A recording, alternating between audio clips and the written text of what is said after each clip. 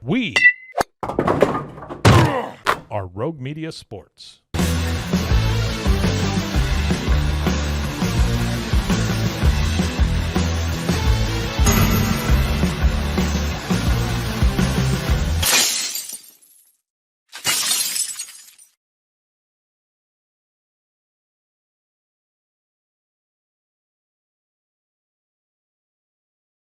There we go. Welcome to this episode of The Cam Show. I am your host, Cam Stewart. Zach Burke keeps us on the air every day. We're on the Rogue Media Sports Network. We're live on YouTube, like we are every weekday, high noon Eastern time, and then available wherever you get your podcasts as well, talking Boston sports. Today, we talk about the Patriots, Washington Commanders. Is this team ready to just go to the playoffs and potentially even the AFC Championship game in year 2 of Drake Maye? Plus, we will also talk about the Bruins' controversial decision today to extend Don Sweeney. We're going to try to make some sense of it. Plus, speaking of Don Sweeney and his moves, former captain Brad Marchand is on the block this summer. Unrestricted free agent. A lot of people think he's coming back to the Bruins, but is it more likely he's going to end up with a Bruins rival? All that and more coming up on this episode of The Cam Show, powered by Rogue Media Sports Network. We start with the Patriots. The Patriots in 2025 are going to be just like the Washington Commanders in 2024. They're going to come out. They're going to shock everybody. They're going to be the story of the NFL season. They're going to make the conference championship game and firmly supplant themselves back as being contenders in the AFC. I've heard that take a couple of times, mainly since the Patriots draft, but also after their free agency as well. And honestly, I hated that take because I just see a lot of delusion amongst the Patriots fan base going into 2025 because, look, I'm optimistic too. I think this is going to be a solid team. I think it's going to be better than last year. But I've been kind of sick of seeing all these people thinking that it's just going to be this massive jump, that all of a sudden they're going to be contenders because their quarterback had a good year 1, and because we like the coach. And this isn't just Patriots fans saying this. Now hearing this from analysts too. Colin Cowherd said it a few weeks ago on a show. Now he was also the same guy who said Joe Milton was going to start for the Patriots this past year because they've never cared about offense and they never have any fun. One of my all-time favorite segments. But Adam Schefter has said it as well. He said it just a few days ago on one of those NFL shows. What was it? Via ESPN NFL.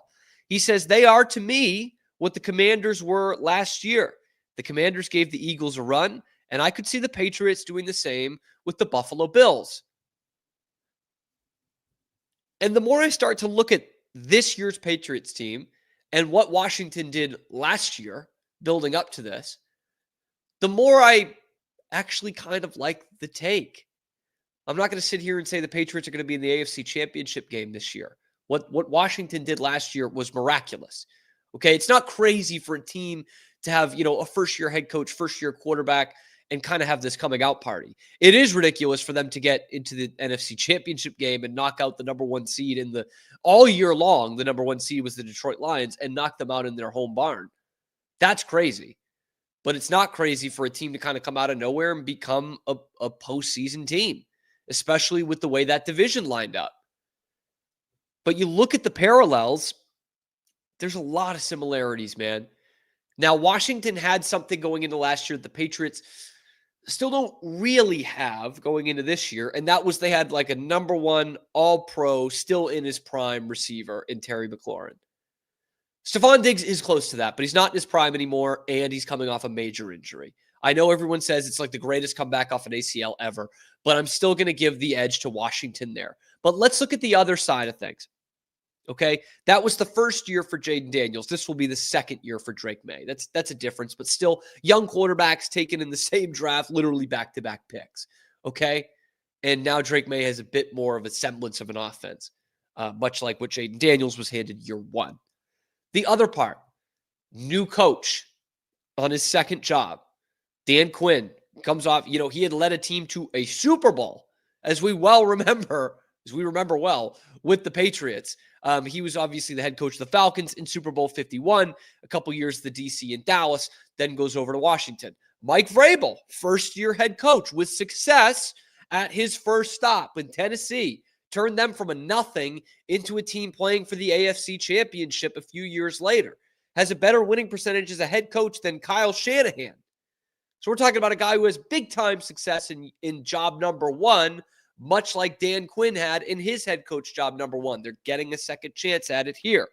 You look at how they approached free agency, maybe not necessarily in the way that, the parts of the team that they built up, but the way they built them up, right? I mean, Washington went with a bunch of veteran guys that looked like they're on their last kind of contracts here. Guys like Austin Eckler, Jeremy McNichols, Tyler Biadasz, Bobby Wagner. They filled their holes with a lot of guys in free agency, much like what Mike Vrabel did right away. Brought in veteran guys that he knew, right? I mean, Biadasz comes from Dallas. They brought in a couple other Cowboy guys that certainly Dan Quinn knew.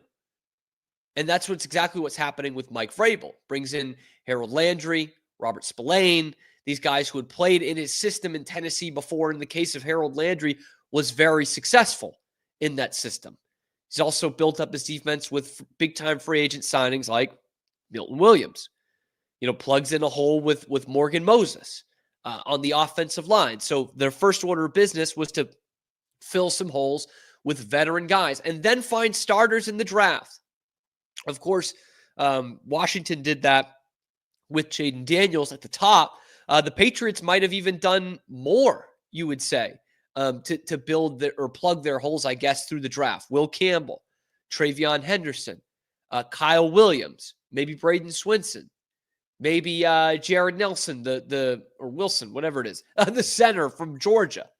Okay, so there's a lot of similarities in these two teams and how they approach their season. Then you add this caveat to, or not a caveat, you add this extra to it. The Commanders go in to their 2024 season, coming off, of course, the number 2 pick in the draft. They were playing a last place schedule. The Patriots come into this season with the 3rd easiest schedule in all of football. They're playing a last place schedule. And that's why, one of the reasons why, a lot of people are high on this team this year to make a big time turnaround, because they've got the schedule in which to do it, right? It's the same thing with the Commanders last year. Mike Vrabel, Dan Quinn kind of approaching it the same way. The other part is how this division kind of shakes out. With Washington last year, they were looking at a division that was kind of faltering, right? The Cowboys were not the same team. The Giants were taking the dip to being like totally awful, right? And here's where the Patriots are at, with the Dolphins floundering a bit. Like, the Eagles were still at the top of the NFC East. Buffalo Bills are still going to be at the top of the AFC East. But you look at Miami, lot to prove, much like Dallas. This could go south in a hurry, and it went south for Dallas pretty quickly there. And the Jets, who had a bit of a spark of hope in 2024, they're going to be right in the shitter again. They're going to be in the basement. The Giants had a playoff win in 2022. They went right back into the basement. So that opens up an opportunity for a team like Washington in 2024 with a young roster and a whole lot of hope to jump back up and maybe take one of those playoff spots. That's what the Patriots are looking at right now with the AFC East. Buffalo's still going to be up there at the top, right? But Miami, big time question marks, as many question marks as we've seen from them in a couple of years. And certainly the Jets, no question marks. They will be emphatically in the basement. So that allows the opportunity for the Patriots to sneak in at that number 2 spot in the AFC East. So yeah, I hated that comparison right away, because what Washington did last year just doesn't happen very often. But the more you look into this thing, the more you look at the roster, the schedule, the changes, the more I'm kind of on board with, maybe they can surprise some people. Do I have them go to the conference championship game? Not quite. Not quite. But with this schedule and with this roster, and hopefully Steph Diggs comes back as Stephon Diggs, then you could be talking about a playoff team with this Patriots team. I think the big question mark is going, and it's obviously not the most glaring, but one that I think people are just, I guess, rushing to judge is, will Drake Maye be the stud that we think he's going to be year 2? I believe he will be, but this is just another thing where people are talking about, 10 or 12 wins when they won 4 games last year. I think that's a big jump. I think a lot of people are also discounting the fact that a lot of guys do kind of start to fizzle out year 2. We would have been having the same discussion, like how we're talking about Drake Maye and how we're talking about the Patriots prospects. We'd be having that same discussion about the Patriots in 2022 coming off of Mac Jones's rookie year. We'd be having that same discussion. So it's not just automatic that Drake Maye comes in here and he's just a stud, all-pro guy week 2 or year 2, excuse me. That, I think, is another big leap that Patriots fans are making. I believe he's going to be good. I really do. But it's just not 100%. It's not 100% that Stephon Diggs is going to come back and be the same player right after week 4 and just hop off the bus and be a Pro Bowl wide receiver. I don't think it's any guarantee that this offense completely clicks right away. But that leads me to my final comparison that I love the most. The Commanders went outside the box a little bit for offensive coordinator. Guy who had obviously worked in the NFL before, but had been a pretty unsuccessful head coach in the NFL and at the college level. Cliff Kingsbury. They brought him in because they said, you know what? This is a guy who's been there and done that. He's probably the best fit we can have for a young quarterback. The Patriots, I don't know if outside the box is the right term because this guy's coached here a couple times, but they go with Josh McDaniels because they say, you know what? We can take a chance on this guy and this guy and this guy, but Josh McDaniels has a track record of success working with quarterbacks in this league, specifically within this franchise. And who else would we rather trust Drake Maye with than a guy like Josh McDaniels? Who, yes, outside of Brady, has done a good job with quarterbacks. Matt Castle, Jacoby Brissett became a league average quarterback for a while, right? Jimmy Garoppolo, Mac Jones. Made Mac Jones a Pro Bowler, and look at what he is now. So Josh McDaniels is a great addition to this team and for this quarterback room. So I don't know if this is going to be an offense that's scoring 28, 30 points a game, like some people think. I doubt that. In fact, I think there's going to be a lot of growing pains there. But they have the right guy at quarterback, I think, and they have the right guy commanding the quarterbacks in Josh McDaniels. Washington last year had the 32nd ranked defense in the NFL and somehow got to the conference championship game. The Patriots defense is going to be much, much better than that. Don't know if their offense will be quite what Jayden Daniels was leading last year, but it will be pretty good, pretty solid.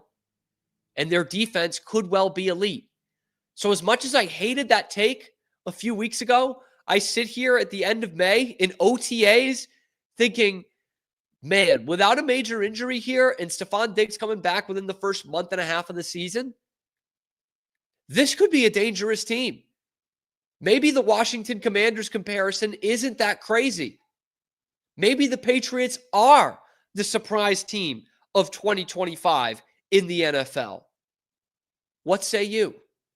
Let me know in the comment section below. Are the Patriots going to shock a lot of people in the 2025 NFL season? Let me know in the comment section below. Be sure to like the video and subscribe to the channel if you believe the Patriots are going to have a bounce back season.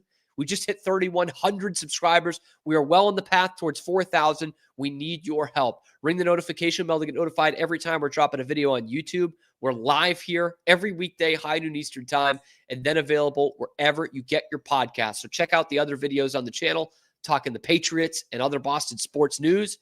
I'm your host, Cam Stewart. Zach Burke keeps us on the air 5 days a week. I just don't think it's that crazy. I've talked myself into it a little bit. Like, I was so sick of the people being like, oh, yeah, here come the Patriots. Year one, they'll just be great. They got Mike Vrabel in there, which is a move I loved. But here we go. Drake Maye is going to be an absolute stud, all-pro guy year 2. And here they come. They're going to be in the conference championship game. I doubt it. But even in my optimistic scheduling outlook, I had them at 9-8. I think 9-8 can get you in the playoffs. There's even a world where 9-8 gets you second place in the division. Right? Like, I don't think it's crazy that Miami falls apart this year. You have an oft-injured quarterback, and you saw just how ass they were when they had that oft-injured quarterback injured last year. They were horrible. They were as bad as the Patriots with Huntley, Snoop Huntley back there in one of the worst NFL games I've ever seen played between Snoop Huntley and Jacoby Brissett. That was a treat. So I don't think it's crazy that Miami can totally fall apart. To you? I think it's reasonable. Anyway, Patriots, AFC Championship game, January 2026. Book it.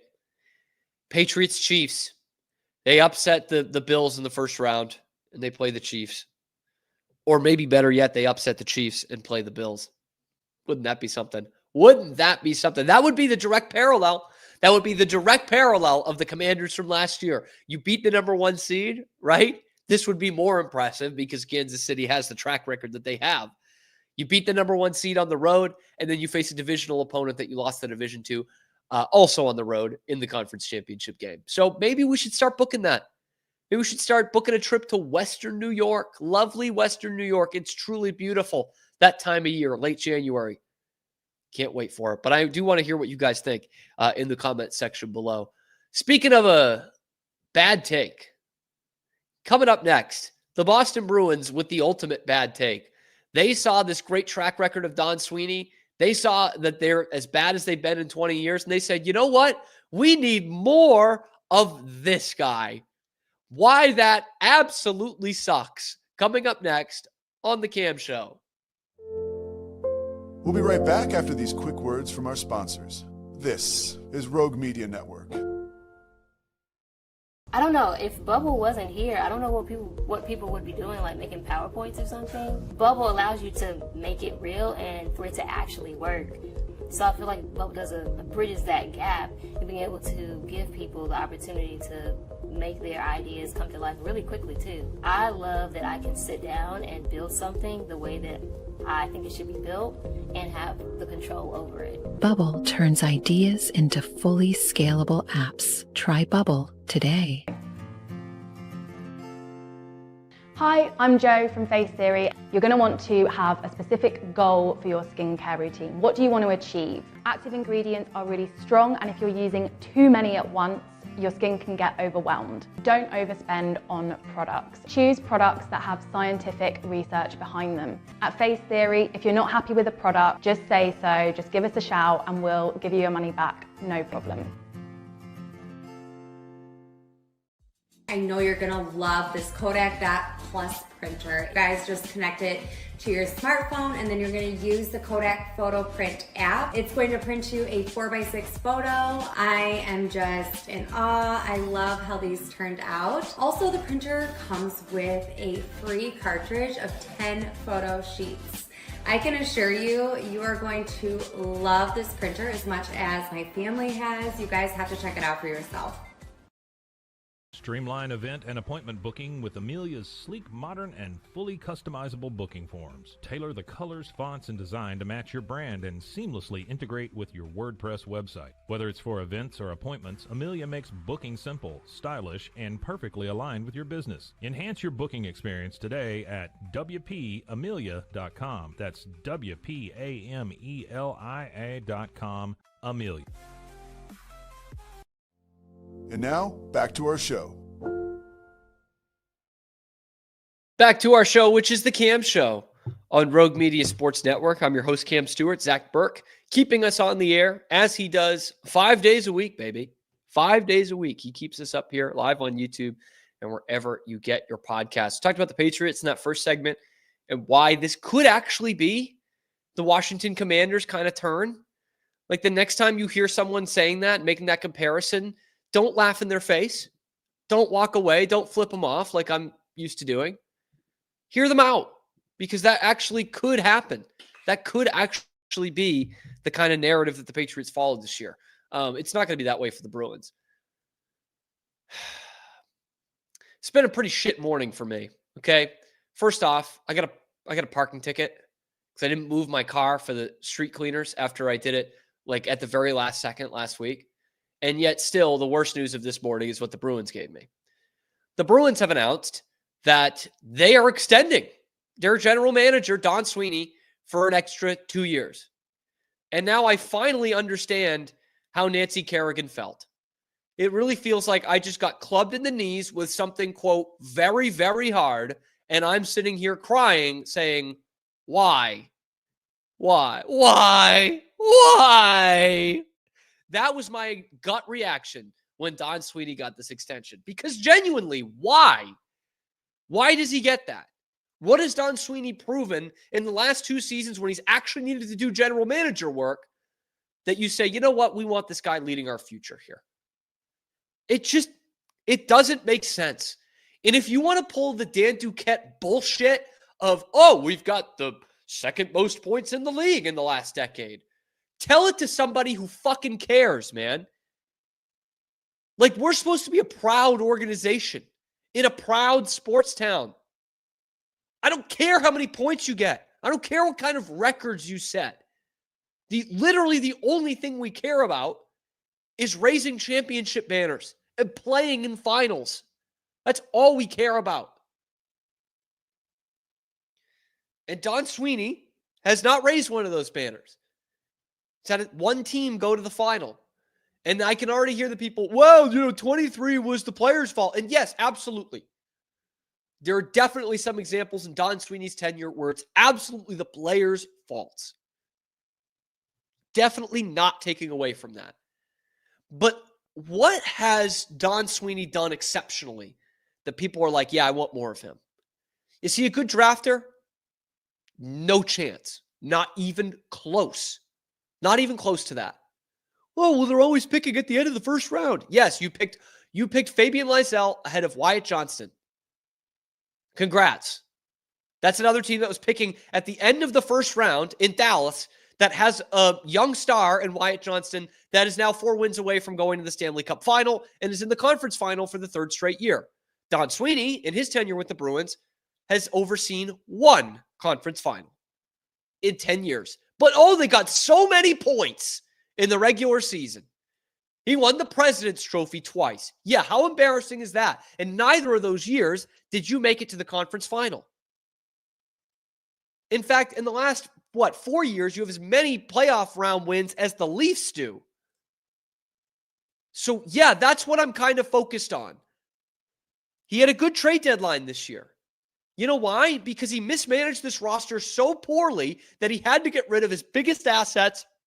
And now that the team that you don't want to root for, the Florida Panthers, are in the conference final and Brad Marchand plays 1 game, then you'll get a first-round pick out of it. Congrats. You made us watch the worst Bruins hockey in 2 decades, and you made us root for a team we fucking loathe to make the conference finals, but at least you got a first-round pick out of it. Bang up job, Don Sweeney. I like how he handled the trade deadline. They needed to do that. They needed to fire Sale. But it's because of him. That's why. Because he hasn't been able to manage assets. I don't mind going all in on some of these trade deadlines. But the problem isn't with that. The problem isn't even losing the first-round picks through that. You've had enough first-round picks to have a farm system. Instead, it's the worst in all of hockey. Because you draft a guy like Johnny Beecher in the first round, and you say, yeah, we're hoping he's a 4th liner. What kind of mentality is that? That's why it's bad. Not because you've traded away a couple of the first-round picks. It's because you don't know what to do when you get the picks. Maybe in some organizations, it would have been smart to watch some of these guys walk, right? Torrey Krug and Jake DeBrusk. It's these guys letting them go and letting them walk. Taylor Hall, you had to trade because you signed him to an extension. But then you don't replace them. You don't replace them with anything. You literally didn't replace Jake DeBrusk with anything. You didn't bring in a new winger of any kind of production value. Mark Kastelik, great. 4th line. He gets in a couple of fights. That's the problem with Don Sweeney. He can't draft and he can't replace guys. And this big holdout with Jeremy Swayman and signing him to the 8 by 8.25 after trading your other goalie and letting Swayman hold you over a barrel looks like a massive mistake. Because he is dog shit right now for the Bruins and for the U.S. There's not like one thing that Don Sweeney does well. And if there is one thing, it is making a hockey trade at the trade deadline for a contending team. But guess what? You're not going to have a contending team. You're not going to have it for a couple of years here. And one of the main reasons why is because you're committing to 2 more years of Don Sweeney. Like, genuinely, what are they seeing in this guy? What photos does he have of the Jacobs family? Because it's not making any sense. And this is classic Bruins too, because I'll give you the exact reason why they're doing this. There's actually 2 reasons. One of them kind of fell apart on themselves. The timing is weird. May the 20th. It comes a month after their season ends. And 3-4 weeks after that embarrassing end of the year press conference where the team morale has never been lower in this generation. So they waited for the dust to cool off, the dust to settle from that one. And they said, okay, maybe the Bruins fans won't notice now. Of course, the Celtics are out of the playoffs. So yeah, we're noticing. And the second reason, the real reason why they did this, and this is becoming more and more obvious by the week, they are striking out left, right, and center on their coaching search. And there's been reports now that these coaching candidates are really hesitant with the Bruins because they have an uncertain future with their front office, with Don Sweeney and Cam Neely. And they should have that. But now the Bruins are saying, look, we're committing to Don. He'll outlive everybody, but we'll commit to him anyway. 2-year extension. See, he's got a plan. We'll tell people he's got a plan. There's nothing on the ice that proves he has a plan, but we'll say that he has a plan. And now maybe one of these coaches will want to coach here. But if you are like slipping away from Jay Woodcroft because you don't have any stability in the front office, you need to look at your front office and say, what are we doing wrong here? Not, we need to double down on this. But that's clearly it. The Bruins cannot attract a coach right now, even though Don Sweeney says, oh, who wouldn't want to come 100 years of history? There's 2 other coaching jobs that are open that have 99 years of history and have better young cores than we do right now. But who wouldn't want to come here and work for me? I fire everybody. I'm a dick to the media. I can't give less of a shit about the fan base here. Who wouldn't want to come and work for me? The Bruins are 100 years old. Why would anybody want to work for Don Sweeney right now? He's going to outlive them no matter what. Even if you win Coach of the Year, he's going to fire your ass. And he's going to control who goes up to Providence and who doesn't. And possibly who has to sit up on the 9th floor as a healthy scratch. It's ridiculous, man. And it all comes back to the Jacobs family and the Bruins in general just being so incestual. They are so terrified of change and of going outside the family because this family thing is really working here. 1 cup in 50 years. And by the way, the GM of that team was outside the family. They did it 1 time and it worked to rousing success. They had one of their best periods in their entire history when they brought in an outside guy in Peter Chiarelli.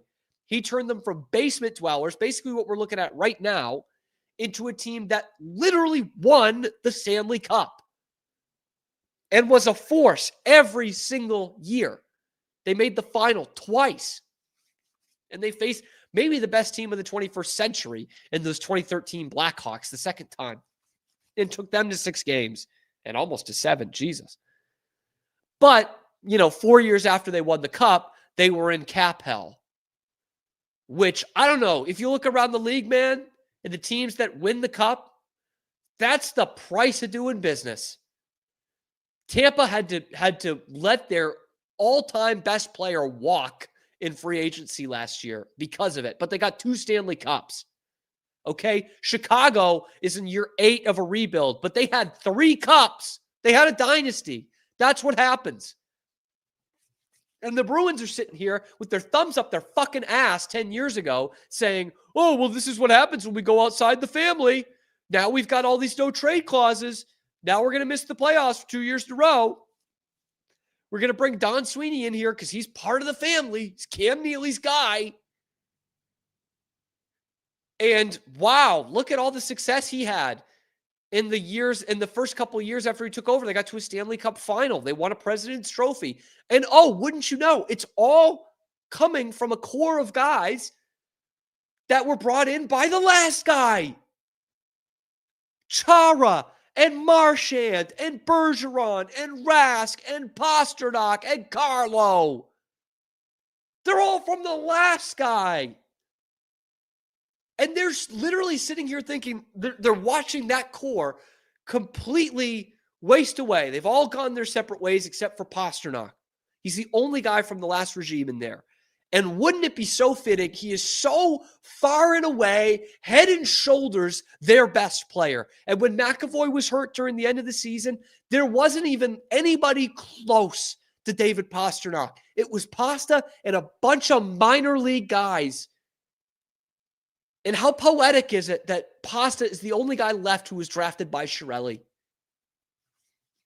There is nothing that points to Don Sweeney being able to turn this thing around and rebuild.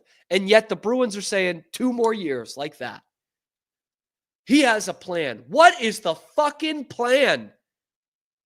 He had a plan 2 years ago, and it led to them trading all their good players except for Pasternak and McAvoy. Guy who's a team legend, team icon, Hall of Famer, is now playing in the conference final for a team that you hate more than pretty much anyone right now because of your plan, Don. They will never change. They will never change. And you just got to hope at some point that one of these guys in the family, has a couple of fucking brain cells and can run a hockey team. Peter Chiarelli could. And I do admit it was cap hell at the end. And I don't like that they traded Kessel. And I don't like that they traded Sagan. There are some bad moves in there. But with all that told, and all the guys he brought in, and the core they built, and the Stanley Cup banner they friggin' raised, I'll take that over the Don Sweeney tenure any day of the week. I don't know about some of you Bruins fans who are sitting there filleting Don Sweeney, who can't get his shaft out of your goddamn mouths, but I prefer a Stanley Cup banner over the most points in the regular season over the last 10 years. Whatever the fuck that means. I want to see this team playing for Stanley Cups. I don't want to see them just making the playoffs. I've seen that my whole life. I want to see them get past the second round. I want to see them playing in the final. I want to see them raising banners. They're not going to do that with Don Sweeney and whatever his grand fucking plan is. So this is just the Bruins ownership and the Bruins brass just giving you one of these, giving you 2 of these, and spitting in your face. They couldn't give a shit less about the fans. All they care about is if Don Sweeney can get them into one round of the postseason and get that nice little cushy little playoff gate. And the fact that they kept it in the family. Fucking unbelievable. Look at these teams winning the cups now. Florida, using Bruins guys. Sean Thornton, Gregory Campbell. Vegas, Tampa, Colorado. They keeping it in the family? You're just going to become what the Leafs were for decades. Just keeping it in the family. Leafs guys, good English-speaking Canadians. And look what happens. They're going on 60 years without a cup. The one time in the Bruins history they went outside the family, they had one of their greatest eras ever. They won a cup. And then they said, you know what? That's not for us anymore. We don't want any more of that. We want to go back to just kind of being there, just kind of being in the postseason, which they're a far cry from right now in 2025. And we'll just collect our checks. Money fight. It's so bullshit, man. It's so bullshit. This is not new with the Bruins, but it's just another example of why they're going to continue to piss you off and probably continue to suck. Let me know what you think in the comment section below. Was this a stupid move by the Bruins to extend Don Sweeney? Like the video, subscribe to the channel if you want them to fire Don Sweeney, because we talk about that a lot here on the show. And let me know why or why not in the comment section below. We're live on YouTube as we are every weekday, high noon Eastern time, and then available wherever you get your podcasts. I am Cam Stewart, the host. Zach Burke keeps us on the air. Check out the other videos on the channel, talking Bruins and whatever's going on in Boston sports 5 days a week. Speaking of that, we got to talk about a former Bruins legend. You might notice him right behind me. Brad Marchand, is he coming back this summer? A lot of people were confident about that a few months ago. Or is he going to do something way worse and go to a division rival and a historic rival? We'll talk about that next on The Cam Show. We'll be right back after these quick words from our sponsors. This is Rogue Media Network. Maud Lily is your go-to for stylish and affordable fashion that fits your life. Whether you're looking for the perfect swimsuit for a beach day, a chic dress for a night out, or cozy tops for everyday wear, Maud Lily has it all. Their extensive collection of swimwear, including bikinis, tankinis, and one-pieces, always keeps you on trend, while their dresses and tops come in flattering styles for every occasion. Visit maudlily.com today. Natural Cycles identifies your fertile window by analyzing changes in your temperature. It's the first FDA-cleared birth control app. No hormones, no side effects, and 93% effective with typical use, and 98% effective with perfect use. Just measure in the morning, add your temperature into the app, then learn which days you can and cannot get pregnant. It's that easy. Learn more at naturalcycles.com. A house is a property, but we live in homes. Home sweet home. Homes where the heart is. Home. There's no place like it. Homes are filled with memories and emotions. OfferPad knows this is your home, not your house. That's why we do what we do. Every day, we aim to deliver the best home buying and selling experience so you can spend less time real estating and more time living.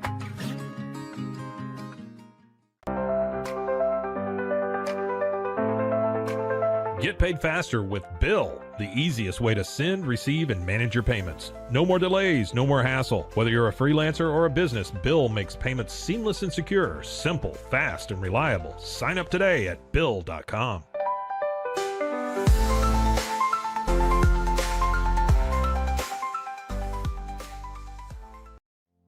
And now, back to our show. Back here on The Cam Show, Rogue Media Sports Network on this Tuesday. Don Sweeney, still the general manager of the Boston Bruins for a while longer. And the Patriots could well be the new Washington Commanders, which I didn't think would be a compliment at this time last year, but I believe it is a compliment. Let's talk about the Bruins. Let's talk about Don Sweeney. Don Sweeney is still the GM of the Bruins in large part because he had a good trade deadline. Of course, it needs to be mentioned that he fucked up the roster so much that that's why he had to do that at the trade deadline, and now we're commending him for it. The biggest deal of the year for the Bruins was, of course, trading Brad Marchand to the Florida Panthers, and now he's in the conference final, and when he takes the ice in Game 1 on Tuesday night, he will have secured a first-round draft pick for the Bruins. They also got a first-round pick for Brandon Carlo. Pretty good news from Don Sweeney. But I think the one thing that a lot of Bruins fans hung their hat on at the trade deadline was the fact that Marchand could come back, right? He's an unrestricted free agent at the end of the season. They didn't work out a deal in the time that he was actually here, but Brad wants to play here, kept his family here, didn't want to leave. Why not just bring him back after the season? At the time, it certainly made a lot of sense. But with kind of how this thing went down, I would be really hesitant to say Marchand is ready to hitch his wagon and come back to the Bruins. I don't think this thing ended very well. And with his production in the playoffs, he just led the series against the Leafs in points, led all skaters, 8 points in the series and 3 points in Game 7. And had an overtime winner in there in Game 3 and has willed his team to the conference final. I say that to say there are going to be plenty of suitors for Brad Marchand, okay? Even though he just turned 37, like there's going to be no shortage of teams that are looking to add Brad Marchand to their team. Especially when you look at, Sam Bennett is younger and he does a lot of the same things, but Marchand is still productive and he's going to cost less than Sam Bennett. And there are 2 teams within the Bruins division, maybe even 3, that should take a good, long, hard look at Brad Marchand. I think the least likely, Ottawa, young team, playoff team, looking for some veteran experience. They kind of already have that in Claude Giroux, especially if they decide to keep him. But Brad Marchand could fill that hole as well. How about the Toronto Maple Leafs? They're sick of being victimized by this guy. He's got the most playoff points ever against the Leafs outside of Gordie Howe. He just crushed them again. He's 5-0 against them in playoff series. And you look at kind of the secondary scoring that Toronto didn't have in that series. I mean, to be fair, they didn't have primary scoring either. And a guy who invaluable to a team like the Leafs, to a guy who's actually done this. He's lifted the Stanley Cup. He's been in 3 finals. He might be on his way to a 4th right here. He's played in 2 great culture systems with the Bruins, with the Bergeron and Chara years, and of course, with the Panthers right now. The Leafs need experience and they need a little bit of nasty. If you can't beat him, why not bring him aboard, right? Wouldn't stun me if the Leafs go out and get Brad Marchand. But this other team, I think, is actually a little bit more likely. And it's just as crazy, just as vulgar and as vomit-inducing for Bruins fans. How about the Montreal Canadiens? Former Bruins villain Maxime Lapierre said on his show the other day, why not Montreal? Why doesn't that fit really well for Brad Marchand? Right? They need some depth, mainly at the center position, but they could use a winger who could play both special teams still, play on the power play, kill penalties. Veteran presence for a very young team with Montreal, very young, very talented. They're going to be a playoff team for years and years to come. They're going to be a staple in the postseason. And you know what else they saw? They saw in that first round series against the Washington Capitals just how much a series can turn when you've got a guy on the other side with a bit of an edge. They got freight trained literally and figuratively by Tom Wilson in that series, in that game 4. It was a close game. I want to say it was a tie game. Maybe they were down 1, 3rd period.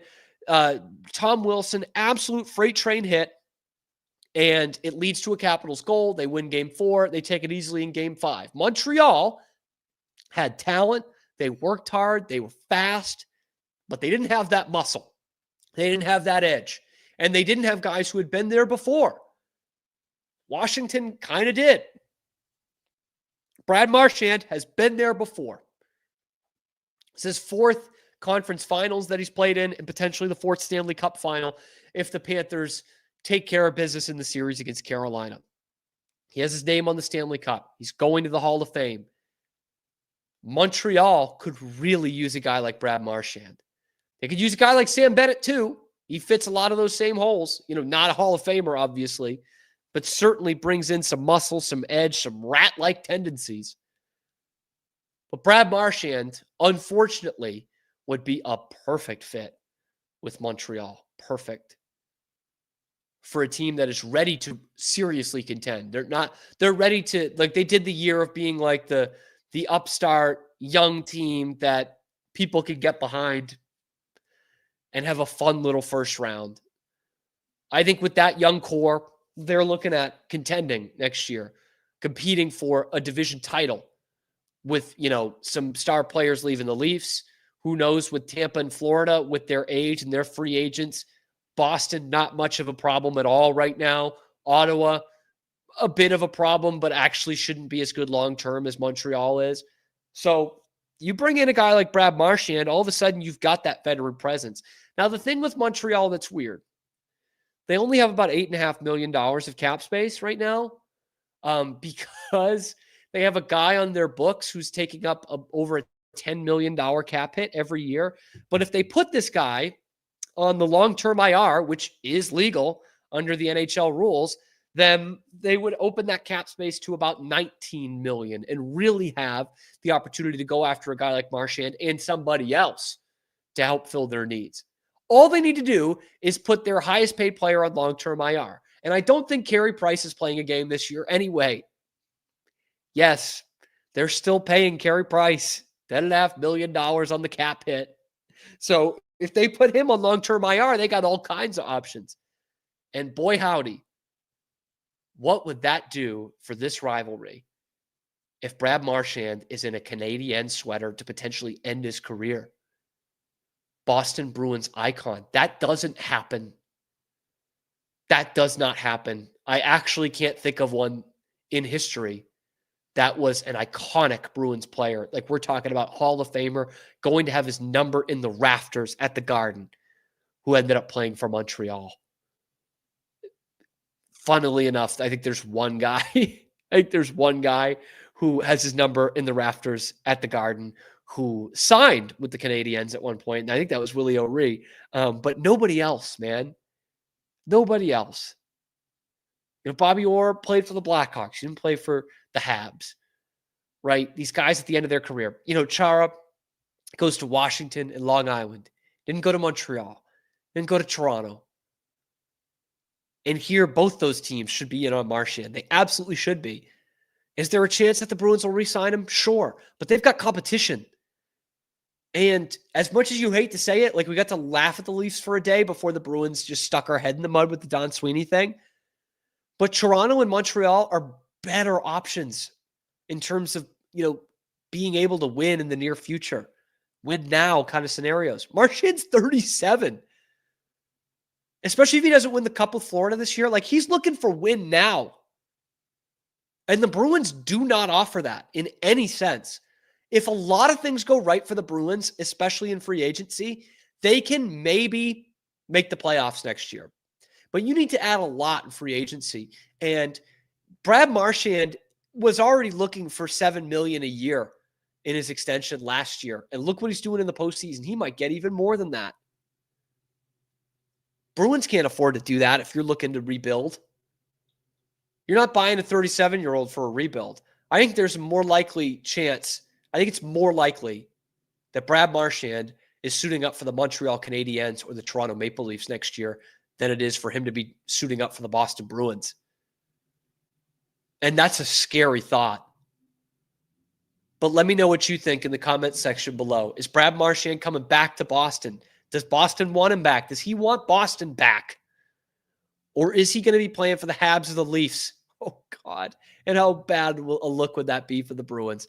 Let me know in the comments section below. Be sure to like the video, subscribe to the channel. We're bringing you nothing but Boston sports content 5 days a week, live on YouTube, talking a lot of Bruins, and then wherever you get your podcasts. I'm your host, Cam Stewart. Zach Burke keeps us on the air. Check out the other videos going out on YouTube, talking Bruins and everything Boston sports that we bring to you every weekday.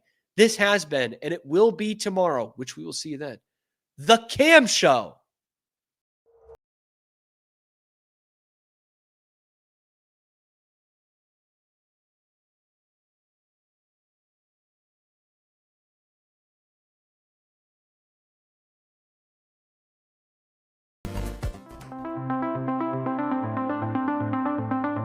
Transform your workspace with Hanomi Ergonomics. From adjustable chairs to standing desks, we provide solutions for comfort and productivity, whether at home or in the office.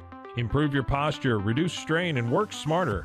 Visit us at hanomi.co today. That's HINOMI.co today.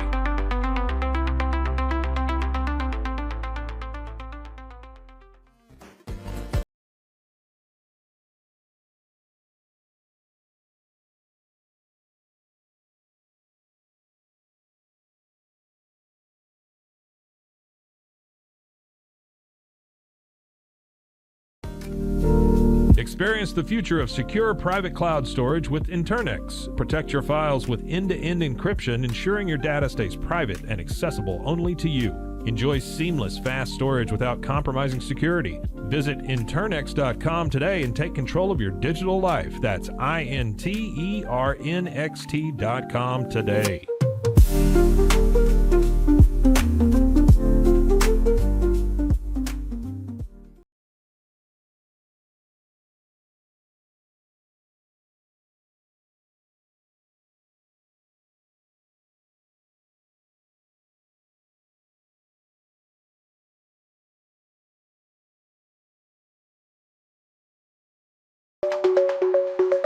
Protect your online privacy with NordVPN. Browse securely, access content from anywhere, and keep your data safe with military-grade encryption. Whether at home or on the go, NordVPN ensures your digital freedom. Stay secure. Download NordVPN today at nordvpn.com. That's NORDVPN.com.